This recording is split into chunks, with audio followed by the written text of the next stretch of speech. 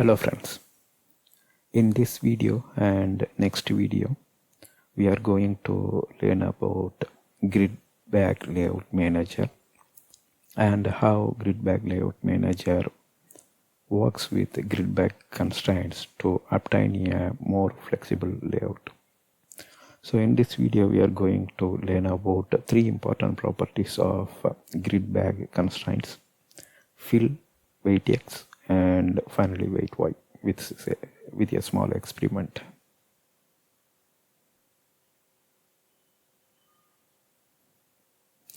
So as usual, this video refers the very first video in this series.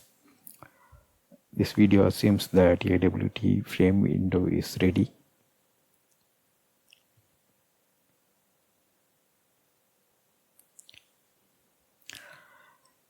GrigBagLayout is the most flexible layout manager in Java.AWT.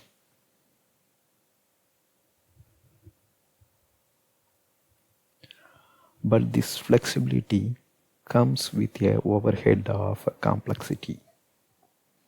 So the GrigBagLayout manager is more flexible, but it involves some complexity also.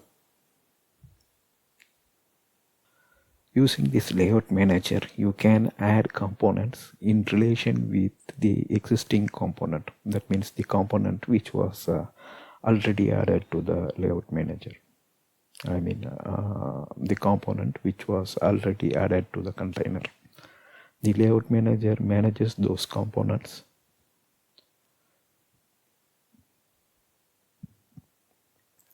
It looks like a grid layout. The GrigBagLayout.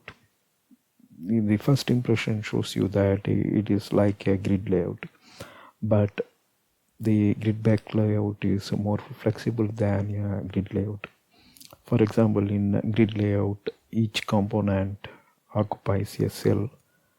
The same way here also a component occupies a cell, but in grid layout the components are equal in size. But here the components can be different in size. So there are various properties that comes through one more component, one more object, which provides a setting for each component. So that way you can control the size and position of the component. So once we go through the video, you will get to know more picture towards the GrigBagLayout. So before adding a component to the container, layout settings about the new component is specified using GrigBagConstraints. So there are two objects. One is a GrigBagLayout. So that's the layout just like our flow layout and border layout. So flow layout and border layout, grid layout all work independent. But GrigBagLayout has a companion called GrigBagConstraints. So using this GrigBagConstraint, for each component that we add to the container, we can specify special settings. So GrigBagLayout manager respects those settings and adds the component accordingly. So adding a component is a two-step process in terms of GrigBagLayout manager. So of course we are going to add a component to a container, whether it's a frame window or an applet or a dialog. But before adding a component to such a container, we will inform the GrigBagLayout stating that this is the component I'm going to add. Let's say a button. This is the button I'm going to add, and these are all the constraints. So you will tell it through a GrigBagConstraint. So before adding a component to a container, you will inform the GrigBagLayout which component you are going to add, and you will tell what is the constraints. So GrigBagLayout manager will map the component and its constraint. When it want to lay out the component, it will make use of these GrigBagConstraints.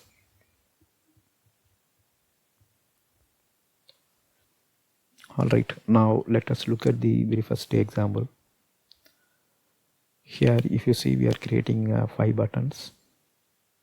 Then we are setting the layout as a grid back layout. So this code we are going to write in the frame window constructor. After that we are adding the components.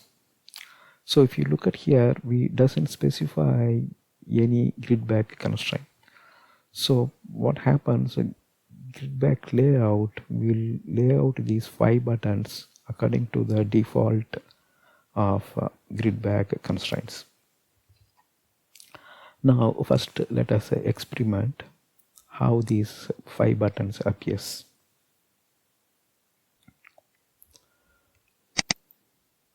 So this is our frame window. As usual in the constructor, we are adding the code.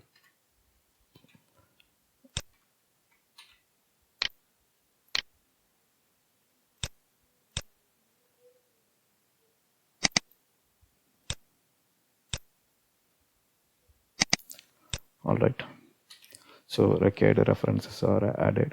Now we will just run and see how it looks. If you see here, this is our frame window and all the buttons are laid out centrally.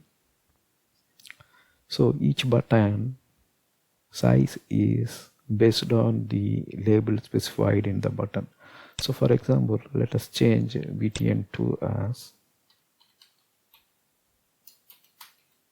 button 2. Then we will, and if you see, the button resizes based on its label.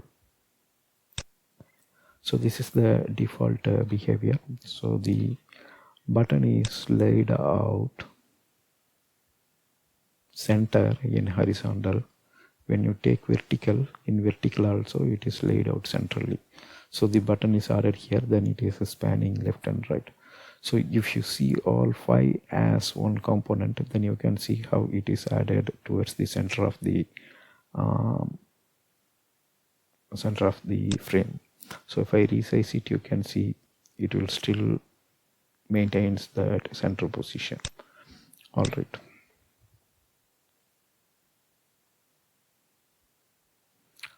Now let us look at the relative size and how we can specify that.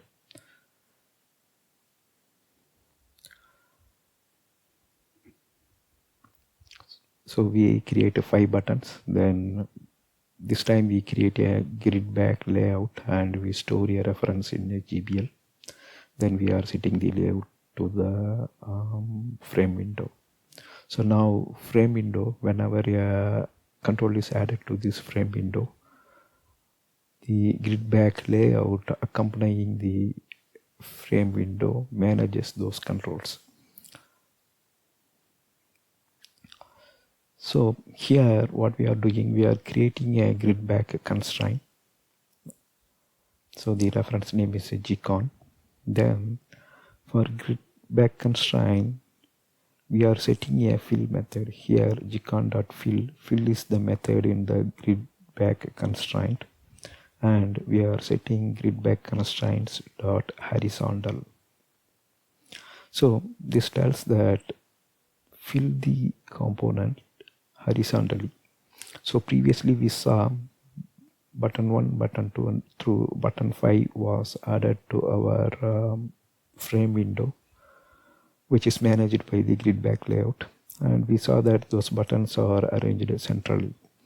Now since we are stating fill method as horizontal, now all these 5 components stretches horizontally to occupy the complete width of the frame window. So that's the first property here. We specify a fill method. After the fill method, we specified the WeightX also. So since this is the very first component we are adding, so we specify a weight as 1 for that. Then for grid back layout, we are setting the constraint. So you have to look at the hierarchy here. Frame window will host the components. Here in this example, those are all the buttons. Frame window will host the component, and those components are managed by the GridBagLayout, and GridBagLayout make use of GridBagConstraints to know how to arrange each and every component. So here we created a constraint, and in that constraint we just specified two constraints. One is fill, and we specified that fill it horizontally, whatever component is added. Then WeightX we specified one. So here GBL.setConstraint, GBL, if you look at this is the GridBagLayout which we created already. For GridBagLayout we are setting the constraint. So we are setting the constraint for button 1 and we pass the GridBagConstraint object. Now the next statement we are adding that button B1 to our frame window. So what happens, the frame window tells that, hey, I got a new button, how you want to manage. So it gives that button to GridBagLayout. So GridBagLayout knows, because before adding this button we specified for component B1 these are all the constraints. Now GridBagConstraint knows that button 1 should be filled horizontally and its WeightX is 1.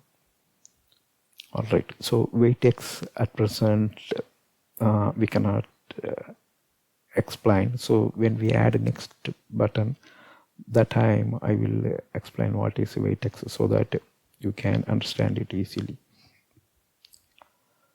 So next, if you see, we are using the same GridBagConstraint object, then we are specifying WeightX as 2.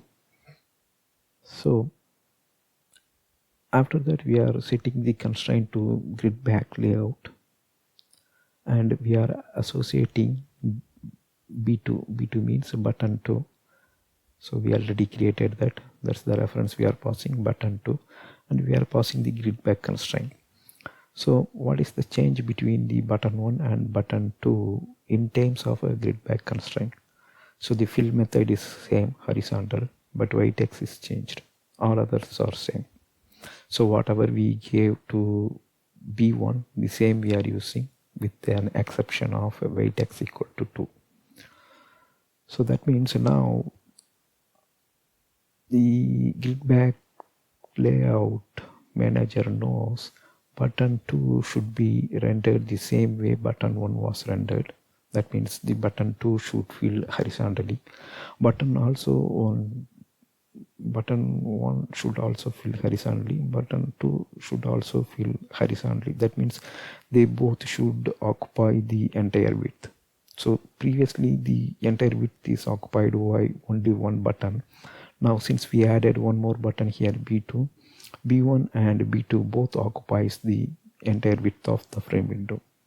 But here we specified WeightX as 2. That means if button width is X pixel for button 1, then it will be 2x pixel for button 2. So that's how it eats up the space horizontally.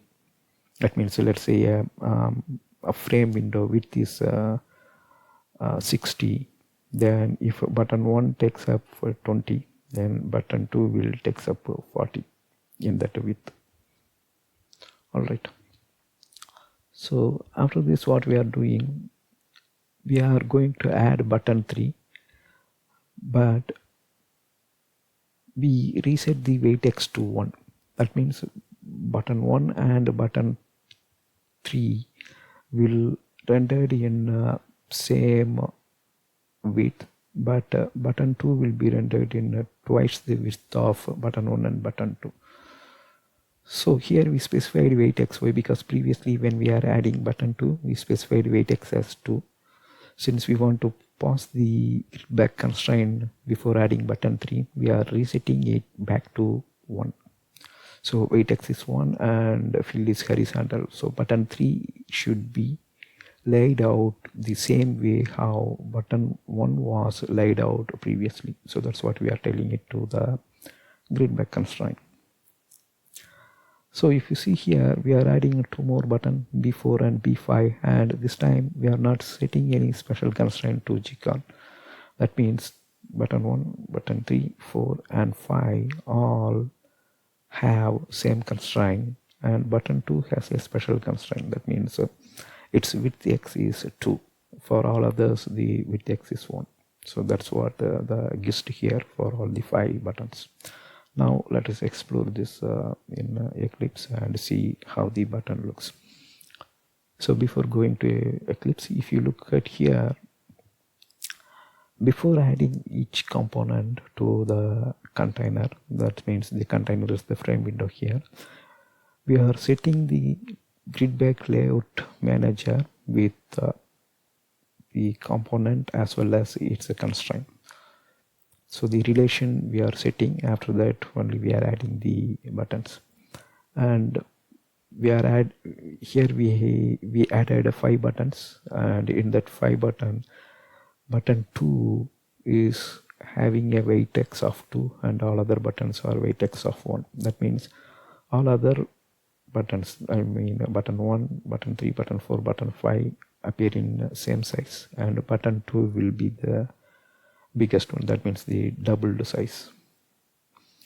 Now let's go to Eclipse. So this was our previous example. Let us go with a new one.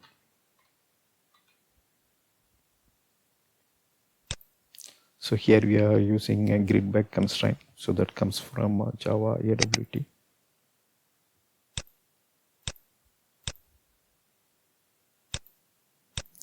So all this stuff are already explained. So just placing those code here in Eclipse. Now if I run here, and you can see the first change from the previous example is now buttons are occupying full width of our frame window. Previously, if you remember, all 5 buttons are arranged towards the center. Now it is filling horizontally. So that's the use of gcon.fill. And next is WeightX for button 2 is 2. For all other button it is 1. So this is the width of button 1, and button 2, if you see, that will be the twice the width of all other button. So if you want to see it clearly, I will stretch it horizontally so that you can, if you see, this is button 1 and button 2 almost twice the size of other buttons. All right.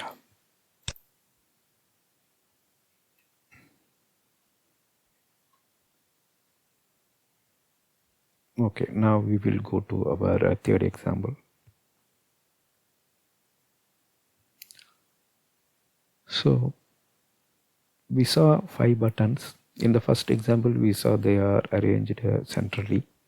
Then using the GridBag constraint, we saw how to stretch those buttons using fill property.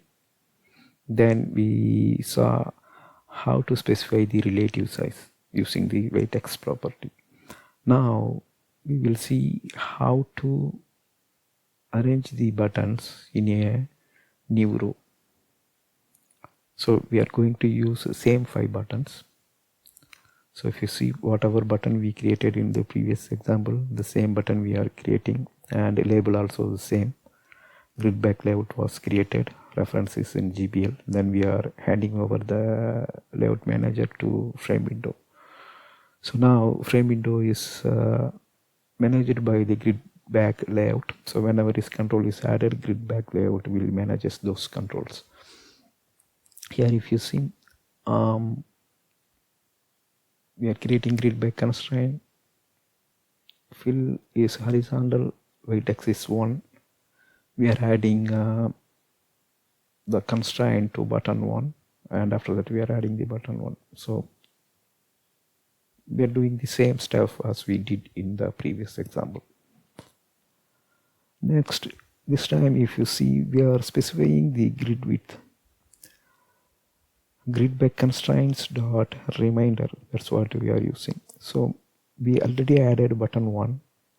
Now we are setting a constraint, so reminder. After that we are setting the constraint, That means a GrigBagLayout.setConstraint B2. For button 2 we are setting this constraint and we pass this GridBagConstraint. Now GridBagConstraint has 3 properties set. Fill method is horizontal, WeightX is 1, that means the same weight for button 1 and button 2, but width, what we are saying, occupy the remainder of the width. So that means button 1 and button 2 should occupy the full width of the container. Here container is the frame window. What is mean by that? So both button B1 and B2 should occupy the complete width. So what happens if I add a new button? So if I add a new button, that will go to the next row. So this is how you can start a new row. There are other ways also that we will explore in the next video. So here the remainder will span a new row. Now I'm setting a grid width of 1. That means this time I'm resetting the width to 1. Why? Because previously we set it to remainder. Without resetting it, if you add a third button, then that will occupy the entire width. So to reset it, we are making use of GrigBagConstraint.GridWidth equal to 1. Next, what we are doing, GB1.setConstraint B3. So button 3 we are adding. Since button 1 and button 2 occupies one row, because we said when before adding button 2 we said GrigBagConstraint.remainder. That means B1 and B2 should occupy complete width. That's what we told. So next we are setting a grid width as 1 and we are trying to add button 3. So now button 3 will span in second row and that will get added. After that, once again we are setting GrigBagConstraint.remainder before adding button 4. So here what we are saying, now the GrigBagLayout manager knows that button 1 and 2 stays in one row. So before adding button 4, once again we are setting the remainder, I mean the grid width as a remainder. Now GrigBagLayout manager knows that button 3 and 4 should get added in the second row and they should occupy the full width. So at this stage GrigBagLayout manager knows that button 1 and button 2 occupies full width of a frame window and stays in row 1. Button 3 and button 4 occupies a second row and it eats up the full space of the frame window. So there are 2 rows of button. Next, if you see here, I am not resetting the grid width to 1 and I am adding the button B5.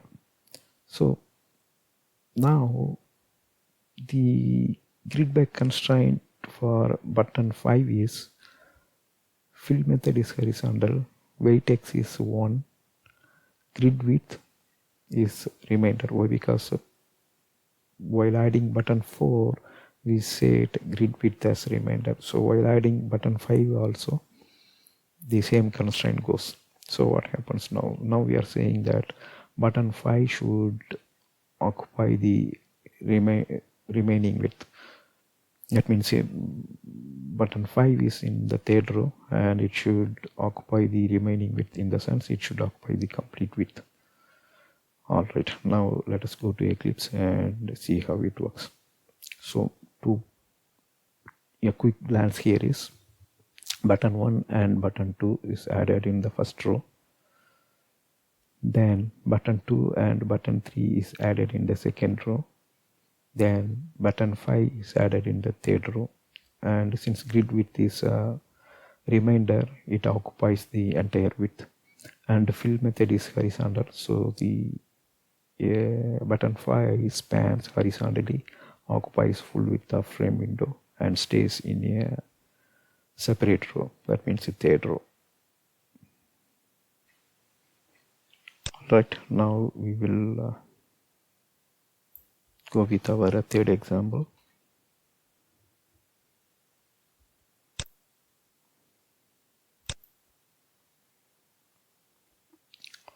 So if you see here, to reiterate it, fill method is horizontal, WeightX is 1. So we already added button 1. Here we are adding button 2, reminder. GridWidth is reminder. So it stays in first row. Then we are adding button 3. Then we are adding button 4. Before adding button 4, we are setting reminder. That means 2 and 3. 3 and 4 stays at second row. Then we are adding button 5, and we are not resetting the grid width. Like here we reset it, right? Why? Because we want to have 3 and 4 in one row.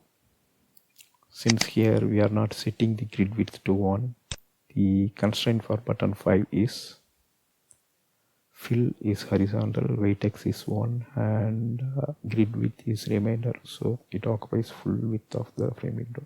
Now we will run, and you can see here button 1 and button 2 stayed at one row. Button 3, button 4 stayed at second row. Button 5 stayed at third row. So we started this video with GridBagLayout without GridBagConstraint, and you saw that all 5 buttons are laid out centrally. Then we saw how to specify the relative width by making use of the WeightX property. So for button 2, we set WeightX as 2. For all other button, WeightX was 1.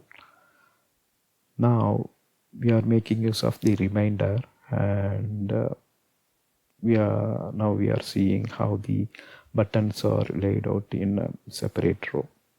So the look here shows you that it looks like a grid layout, but you can see the flexibility here, right? If you want, you can arrange in single row. If you want, you can change the size of your button. If you want, you can arrange the buttons in different rows. All right, we will go further here, and let's keep it as a vertical.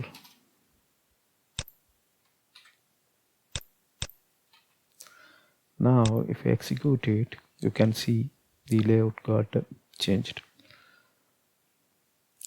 So now the buttons are laid out vertically. Here we are not using WeightY, that's why you are seeing it like this. So instead of WeightX, if I use WeightY,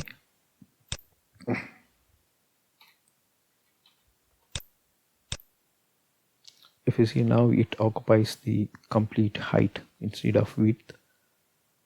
Now we are asking to fill it vertically, and we are specifying WeightY as 1. Then it is occupying the full height. Now we will use both.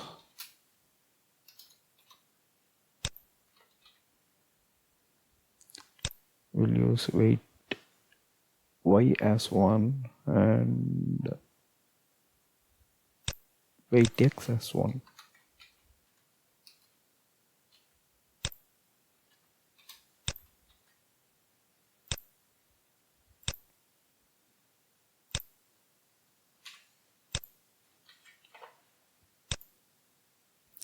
As you see, now it is, so since fill method is both, it occupies entire width and it occupies entire height. And because of this reminder, we are seeing this in a 3 complete row.